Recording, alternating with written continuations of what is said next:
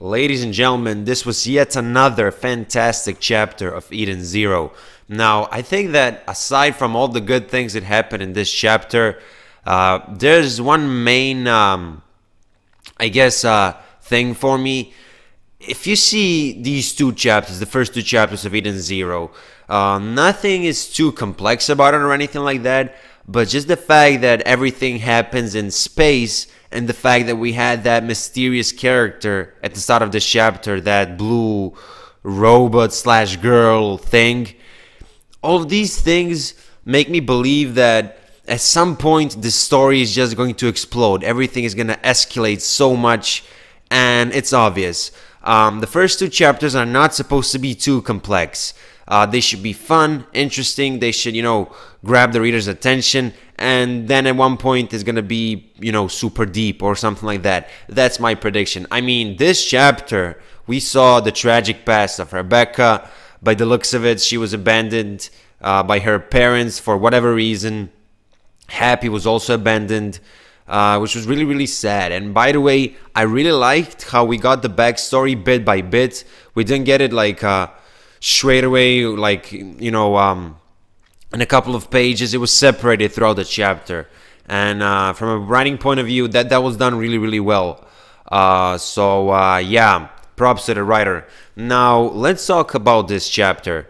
So anyway, as Shiki and Rebecca enter Blue Garden or whatever, as they're entering it, they're talking about this, was it B Cube? Sorry if I'm wrong. I already mentioned this briefly in my chapter 1 review, but I'm really enjoying the YouTube references because, of course, I'm a YouTuber.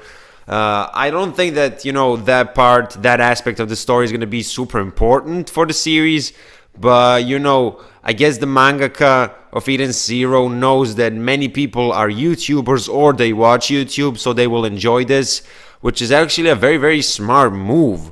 And that's something that I haven't seen in many anime slash manga, especially shonen manga like this one. So yeah, that was super enjoyable.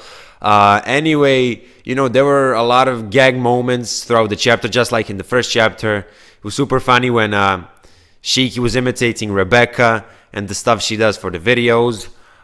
We found out that you can't really see, some of the more inappropriate stuff is censored for this website because there are many perverts out there. So yeah, all these small details, I'm just loving this manga, man. It's so fun. And anyway, they arrived, right, to Blue Garden. And by the way, I'm not going to focus too much on the character that we saw at the start. It's a mysterious character. It looks like a fucking god of the universe, to be honest. But the main thing about that character was, is Shiki going to be a hero, or is he going to basically become like Demon King or something like that? I don't really remember exactly, but nothing too much to say. It's just, it adds a factor of mystery, which I already mentioned, and at some point the story is going to escalate, as I said, or as I predicted. But yeah, anyway, Shiki, Happy, and Rebecca enter Blue Garden, right? And Rebecca puts these glasses because she's quote unquote famous. And there's another super funny moment where Happy says that we don't get that many views, and that was just fucking hilarious, man. And that and the facial expressions when these gag moments appear, it's super funny, and I'm loving the art style of this manga, right? Anyway, we have these random, not even villains, they're just, I guess, criminals or whatever. They wanted to steal Happy, right? Now, during this chapter, at one point it was stated that Happy from Fairy Tail, he was from some place that is pretty much pronounced the same way, like this one, but it's spelled differently. I said this in my chapter 1 review, and most of you already know this, but I never read Fairy Tail and I never watched Fairy Tail. So for me, this is new anyway. But I guess there's a character named Happy in Fairy Tail, and then they're from like the same place. I mean, the place is pronounced the same way. I don't know. The mangaka is just playing with the viewers. But yeah, anyway, these punks kidnap Happy, and at this point of the chapter, we slowly start getting, the backstory of Happy and Rebecca, obviously. and it's just getting more and more emotional as time goes by. Rebecca tells, you know, she even told Shiki this before. I just didn't mention it. She told him about bad people and about good people, and you know, the fact that many people don't care about others, which is a fact when we look at, you know, real life. I don't know, I know a couple of hundred people, but for example, I trust only 5 or 6 people, which is really bad, because if I tell my secret to somebody else, they might reveal it to somebody else or something like that, because as stated in this chapter, people don't care for others. So and now that I said this, that, you know, I trust only 5 or 6 people out of 100 people that I know, it's really fucked up, man. It really shows the world we live in. But yeah, let's not talk about the world. Let's talk about this chapter. So anyway, I have the chapter in front of myself here. Excuse me, it's so fucking frustrating holding the microphone like this. I don't have like the thing that's supposed to hold it because I'm in Spain right now. What was I talking about? Yeah. Anyway, Rebecca mentioned good and bad people, right? And I mentioned this in my chapter 1 review. Shiki didn't interact with pretty much any people throughout his life, so I'm really enjoying his reactions to all the facts that he's hearing. I remember at one point when he was investigating all the people, he's like, this is a boy, this is a girl, and then he saw a tranny and he was like, what the hell are you? That was hilarious. I'm kind of, you know, shifting from different things here. I mean, obviously it's a new series. As time goes by, these reviews are gonna get better and better. Well, at least I hope so. So yeah, not the most professional thing by me, but yeah. Anyway, I forgot to mention, when Blue Garden was shown, like the panel, the drawing, it was beautiful. But anyway, let's get back to the fact that Happy was kidnapped in this chapter. Okay, I'm sorry. Happy was kidnapped, and we see all these powers from Shiki, these ether geared things. Now, I mentioned this in my chapter 1 review. This power system is still new, and I'm still not gonna analyze it too much.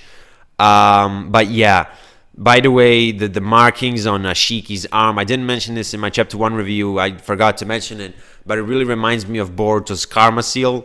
It's just so similar, but yeah. Anyway, as you know, Shiki is using all of these powers, and his feet, he's literally sliding, he's running over buildings and stuff like that. He says, you're a bad guy, and we see this beautiful panel where you can genuinely see the rage in Shiki's face, and that's something that I'm really enjoying about this manga. Facial expressions are done really well. You can see the emotions in the faces of the characters. Now, as Shiki, I guess, kind of defeats the robber, we see their boss, and again, it's just one-dimensional villains that appear for like 1 chapter, unless they get super relevant later on and we get their backstory, which I don't think will happen. But anyway, as I said, random villains. They, like, the main guy had like a machine gun or something like that, and that's when, you know, Shiki really showed how strong he is. And one of the robbers mentioned, he said, that stuff's from the Dark Ages, and Dark Ages were mentioned in the last chapter, and that's something that's probably going to be explored later on in the series. When you look at these 2 chapters, a lot of plot points, I guess plot points, are mentioned, and so many mysterious things which are yet to be discovered, which is a good writing trick, so we could get invested into the series, and so that we could, well, not could, but so that we want to continue reading, if you get what I mean, because a lot of these concepts that are mentioned, you know, Dark Ages, the universe, the Demon King, the whole thing with machines having hearts, basically, which was stated by the Demon King in the 1st chapter, like he literally said everybody has a heart and stuff like that. And even Happy, when he nearly died, we saw Rebecca crying as a kid, and we see this old guy. He says, hey, watch your tongue, because other people were like, you shouldn't do that, you know, that's dirty, when Rebecca was touching Happy, right? But anyway, that guy is from the cover. I'm pretty sure I'm going to put it on the screen right now. I guess that's the same guy, so he's, I guess, going to be very relevant later on. Because because Rebecca was abandoned, so I don't think it's Rebecca's father. Maybe he adopted Rebecca later on or something like that. I don't really know. It's just pure predictions at this point. But as I said, so many mysterious things. And my goodness, this panel looks tragic. Yeah, Rebecca was so cute as a child. And this, I think this is my favorite panel of the chapter. It's so beautiful, man. The art style. Give him back, please give him back. God, please give him back to me. Is this some type of foreshadowing that this dude has godly powers? The one that, you know, transferred pretty much Happy soul into a robotic body or something like that? And you know, the fact that Happy can turn into fucking guns, that was hilarious, but it was cool at the same time. God knows what else he could do. Anyway, when Rebecca started firing the bullets, the ether bullets, I think that's how she called them, because they don't kill people, right? It was super hilarious. She was like, die, and she started shooting. That was hilarious, bro. And honestly, it's a fun manga. That's the main thing that a manga series should be, fun. So yeah, she pretty much destroys all these guys. Of course, she had to get some help from Shiki. I'm really enjoying the gravity aspect of his fighting style. And this panel is also beautiful. It's easier to aim this way. It's drawn really, really well. And you can just see Rebecca's look, how she enjoys fighting in a way. That was hilarious. And it really shows the chemistry between these two characters. Of course, I mentioned this in my chapter 1 review. Friendship is really important to Shiki because it looks like he didn't spend too much time with his grandfather, and his grandfather talked about friends. And of course, Rebecca had no friends, and Happy was her only friend. Well, her first friend, I guess. And she named him Happy because Happy made her happy. I forget what I'm trying to say. And at one point in this chapter, Shiki remembers that, you know, Rebecca pretty much says friendship or whatever goes beyond humans and machines. And that's a crucial detail there, because it explains why Rebecca said that in the first chapter. Being friends goes beyond being humans or machines. That's what she said. Anyway, the bad guys were defeated. There's this building in front of them. The adventure is about to start. Shiki is all excited at the end, and at the end of the chapter, we get a new character. This princess, I guess, a typical shonen badass character. It's funny because, like, the guy who told her about Shiki, he was loud, and she was like, "You're being loud. Do you want to die?" Obviously, I think she doesn't mean it literally, but as I said, a typical badass female character in a shonen genre. Yeah, it's interesting because this character is interested in Shiki, I guess, because of his powers and stuff like that. And her name is Elsie Crimson, the Armored Space Pirate. I wonder if this is a good character or a bad character, or something tells me that this is going to be a good character and not an antagonist, but we'll see. In the vastness of space, who is chasing after Shiki? After Shiki the adventurer. Not much to say about this final character. She has like a robotic arm, I guess. It also looks really, really interesting.